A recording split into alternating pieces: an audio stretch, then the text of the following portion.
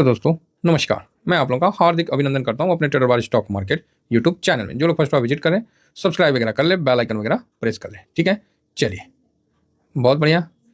ये लाल क्यों आ गया? चलो ठीक है जी। तो ये अपना टेलीग्राम है, इसको जरूर अपना सब्सक्राइब कर लीजिए, ज्वाइन कर लीजिए, फ्री है, कोई इसमें प्रॉब्लम नहीं है। इसका लिंक डिस्क्रिप्शन में है। बाकी अपना स्विंग है, शॉर्ट स्विंग है, बहुत अच्छा है। ये हम लोग का जो है ना पोर्टफोलियो वगैरह सब बहुत अच्छा हो गया है, कहीं कोई दिक्कत नहीं है। तो मैं बोला कि क्यों ना एक बार हम, इतना ज़्यादा रिस्क मार्केट में चल रहा है कि क्या बोलेगा आदमी, क्या चीज़ पे बोले। हर जगह कहीं ना कहीं कुछ चल ही रहा है। कितना देखेगा, कितना न्यूज़ कवर करेगा, पगला जाएगा आदमी। बात समझ रहे हैं? तो भैया मैं बोला कि छोड़ो उन सब चीज़ों को, अपना लॉन्ग टर्म वाला पोर्टफोलियो वाला जो है उसका थोड़ा सा हिसाब किताब देखते हैं। तो अभी जो हम अपना लॉन्ग टर्म वाला पोर्टफोलियो में हम लोग जो डिस्कशन कर रहे हैं, तो इसमें हम लोग का लॉन्ग टर्म का जो मेरा पोर्टफोलियो है उसमें हम निफ्टी 500 को कवर करते हैं। एमओ निफ्टी लिखना क्या है, यहाँ पर जूम कर देते हैं। हाँ, एमओ निफ्टी 500 से कवर करते हैं। ठीक है, दूसरा अपना जिसको हम लोग बरगद का पेड़ कहते हैं, दूसरा अपना इंफ्रा है। ठीक है, बहुत अच्छा है इंफ्रा। और तीसरा ALPL 30 IETF है, लो वॉलेटाइल, जो अल्फा लो वॉलेटाइल 30 है। ठीक है, तो ये अपना है। उसके बाद गोल्ड सिल्वर साहब आपके सामने मौजूद ही है, गोल्ड सिल्वर जो कि ज़बरदस्त रिटर्न दिया हुआ है। और मून 100 में तो अभी मेरे पास पोजीशन नहीं के बराबर है, सब प्रॉफिट बुक कर लिए। क्योंकि लॉन्ग टर्म का जो था इसको मैंने बाद में शामिल किया, क्योंकि मार्च 2024 में हम लोगों ने सारा प्रॉफिट बुक इस पर कर लिया था। अच्छा रिटर्न दिया था, ऐसा नहीं है कि रिटर्न कोई खराब दिया था। 2024 का मार्च में हम लोगों ने प्रॉफिट भी बुक कर लिया था। अच्छा रिटर्न से बावजूद प्रॉफिट बुक कर लिया था, उसके बाद और ज़्यादा दे दिया। तो अब क्या करिएगा, यही तो शेयर मार्केट है, यही तो शेयर मार्केट है ना सर, कि रिटर्न उस तरह से। तो साहब ऐसा है कि हम लोग, ये जो मैं आपको बता रहा हूँ बहुत बेसिक चीज़ बता रहा हूँ, बहुत ही अच्छा चीज़ बता रहा हूँ, इसका रिटर्न बहुत ज़बरदस्त है। ये जो 6 ETF अपन लॉन्ग टर्म में रखने का विचार रखे हैं, फिलहाल तो 5 ही है मेरे पास। मून 100 नहीं है, क्योंकि मून 100 पे हमने प्रॉफिट बुक कर लिया है। उस पर करते रहे तो मून 100 पे हम लोगों ने प्रॉफिट बुक किया है। और ट्रम्प के आने के, जो बाइडन साहब के हटने के बाद ये जो तमाशा हुआ भाई, गजब का हुआ, गजब का। मून 100 में तबाही। और जो भी US का हम लोग कवर करते हैं नवंबर में, आप देख सकते हैं कि 30% का हाई तक भागा था।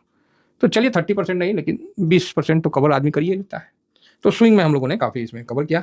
अभी ऊपर से काफ़ी अच्छा गिरावट में भी है। तो अभी US में इन्वेस्ट करने से पहले मन में भी हिचकिचाहट होती है कि क्या करें।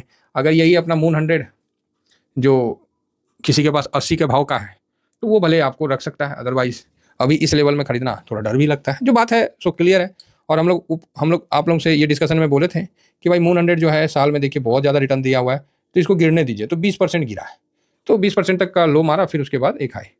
तो अभी क्या है ना कि मून 100 में अगर कोई इन्वेस्ट करता है, US मार्केट में इन्वेस्ट करता है, तो ये मतलब मेंटली आपको तैयार होना चाहिए कि ये अगर प्रेजेंट में जहाँ है वहाँ से 30% और गिर जाए, मतलब 20% तो गिरा था, फिर 15% चढ़ गया, सॉरी 5% चढ़ा है, और गिर जाए ना, तो आपको मेंटली तैयार रहना चाहिए कि नहीं, मतलब हम इसमें डटे रहेंगे, बने रहेंगे, चलते रहेंगे। उस तरह का अगर विचार है तब तो आप इसके साथ जा सकते हो, तब तो मून 100 का साथ आप जा सकते हो। क्योंकि मून 100 हम लोगों ने बहुत ही नीचे लेवल में इसको बाइंग किया था, 80, 90, 88, 86 इस भाव में हम लोग का खरीदारी था, जो कि अक्टूबर 2022 का था। इस जगह का काफ़ी शानदार रिटर्न के साथ हम लोगों ने यहाँ प्रॉफिट बुक किया। तो वही बात कह रहा हूँ, उस हिसाब से चलना पड़ेगा। ठीक है, तो अभी जो हम लोग का है, सिल्वर भी सही दिया है।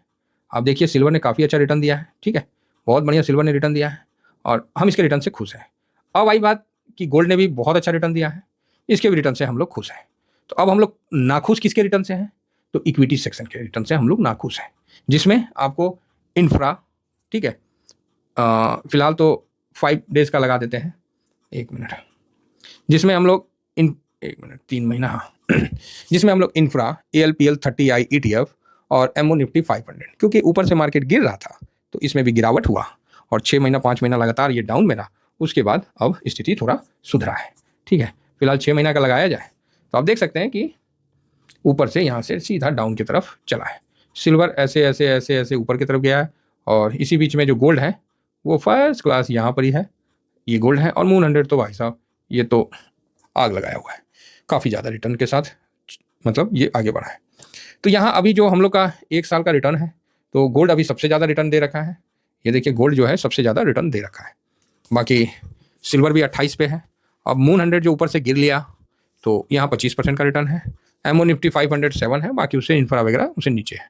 तो हम लोग का जो है कि अभी भैया इक्विटी ने रिटर्न नहीं दिया है, तो अब इंडियन इक्विटी की बारी आ चुकी है, तो अब इनका नंबर आना है। यहाँ एक जीरो है, तो जीरो के ऊपर क्या है, गोल्ड है और सिल्वर है, ठीक है। जीरो के ऊपर क्या है, गोल्ड और सिल्वर है। ये जो चार्ट है ये फायर्स का है और फायर्स के चार्ट में हम आपको बतला रहे हैं, ये कोई इंट्राडे नहीं है, कोई शॉर्ट टर्म नहीं है, कोई स्विंग नहीं है, ये लॉन्ग टर्म वाले जो हमारे पोर्टफोलियो हैं उसके रिगार्डिंग हम डिस्कस कर रहे हैं। तो यहाँ आप देखिएगा जब कमबैक की बात हुई, वापस से ऊपर जाने की बात हुई, तो यहाँ पर सबसे पहले इंफ्रा ने एक्शन किया, जिसकी गिरावट थी ये सबसे पहले ऊपर इंफ्रा भागा है ये, ठीक है। और इंफ्रा जो है अपने माइनस को कम करते हुए वो 3 महीना में 1.5% ऊपर 1.5% बस रह गया, मतलब 1.35% माइनस रह गया। तो इंफ्रा ने काफ़ी फास्ट अपने आप को रिकवर किया है ये जीरो के लेवल में लाने के लिए, इसके बाद तो प्लस हो जाएगा। उसके नीचे एमओ निफ्टी 500, इसने भी अपने आप को फटाफट रिकवर किया है। अभी ये जो 3 महीना का जो चार्ट देख रहे हैं उसमें 5.5% माइनस है और ALPL 30i ETF आपको नीचे दिख रहा है। तो आपको ALPL 30i ETF जो अल्फा है, याद रखिएगा इस लो वॉलेटाइल है, इसकी भी तेजी जो है ना ड्यू है।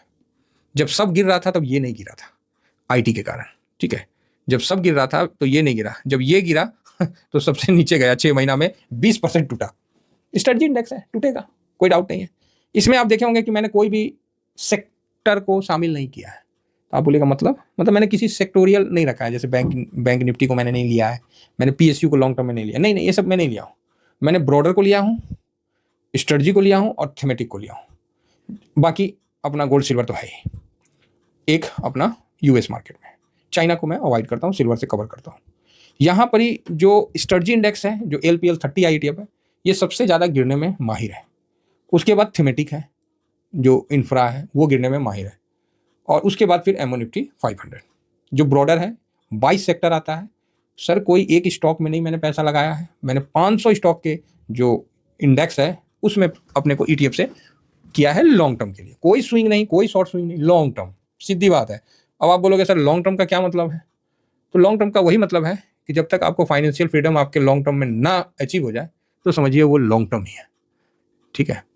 क्योंकि साहब हर काम तो हम वो करते हैं जिससे हमें 2 पैसा अर्न हो, और उसको जो इन्वेस्ट किए हैं वो एक मतलब क्या बोले, एक उम्मीद पे, एक शौक पे और एक ज़रूरत के हिसाब से इन्वेस्ट किए कि सब काम तो हो ही रहा है, कुछ अच्छा हो, उसके लिए हम लोगों ने जो इन्वेस्ट किया है उसी को हम लॉन्ग टर्म कहते हैं, ठीक है। और ये सब जानना आपके लिए अच्छा है। लॉन्ग टर्म का मतलब ये नहीं है कि 20% दे दिया, 30% दे दिया, प्रॉफिट बुक कर ले, नहीं, ये जाएगा। हाँ, इसका हम लोग चेक करते रहेंगे, पर्टिकुलर इसका इंडेक्स का एनालिसिस होता रहेगा कि कहीं कोई गड़बड़ी तो नहीं हो रहा है, कहीं कोई ये अपने इंडेक्स से बहुत ज़्यादा डिफरेंस तो नहीं हो गया, कोई इसके कंपनी में कोई घोटाला या इस तरह का नहीं हो गया। इसीलिए लॉन्ग टर्म में हमने ज़्यादा ETF को नहीं स्थान दिया है, क्लियर है। इसमें हमने कोई एक म्यूचुअल फंड को भी स्थान नहीं दिया है। तो आप बोलिएगा अच्छा, हाँ, इसमें हमने मोतीलाल ओसवाल को भी स्थान दिया है। दूसरा इसमें हम लोग सबसे पहले तो हम लोग इसको दिए हैं निप्पॉन इंडिया को, सेकेंड में मोतीलाल ओसवाल को, और थर्ड में हमने ICICI को इसमें स्थान दिया है, ठीक है। ICICI बैंक जो म्यूचुअल फंड है उसको स्थान दिया।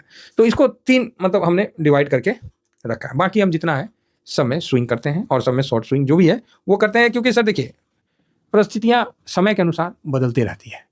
हो सकता है कि कभी हम स्विंग में सक्सेस ना हो तो ये लॉन्ग टर्म हमको सक्सेस कर दे। तो इसीलिए इसमें अपना इन्वेस्टमेंट हद से ज़्यादा भी नहीं करना है पोर्टफोलियो का। ये सब समझने वाली चीज़ है जो कि बहुत बेसिक है और मतलब बहुत ज़रूरी है, ठीक है।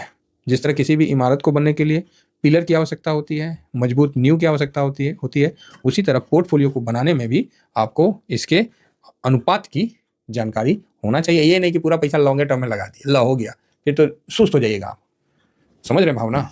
चलिए, आशा करता हूँ कि ये व्यू आप लोगों को समझ में आया होगा और इससे आप अपने आप को थोड़ा सा मैनेज करिएगा अपने पोर्टफोलियो को, जिससे क्या है कि कोई भी गिरावट में आपका पोर्टफोलियो गिरे नहीं। अब यहाँ देखिए गोल्ड और सिल्वर ऊपर है, बाकी 4 नीचे आ गए 3 महीना में। अब 4 में 3 ऊपर की तरफ जा रहे हैं, तो ये दिन भी आएगा कि ये ऊपर वाले नीचे होंगे और नीचे वाले ऊपर होंगे, ये भी समय आएगा। तो उसके लिए भी अब तैयार हुई। अब नीचे वाले जो ऊपर जाएंगे तो इसमें आपका पोजीशन भी थोड़ा बड़ा होना चाहिए, जिससे ये ऊपर जाए तो आपके पोर्टफोलियो में 4 चांद लगाएं। आशा करता हूँ कि जो मैं बताना चाह रहा हूँ वो आप तक पहुँचा होगा। फिलहाल इतना ही कहकर अपनी वाणी को विराम देता हूँ। Thank you very much. जय हिंद, जय भारत।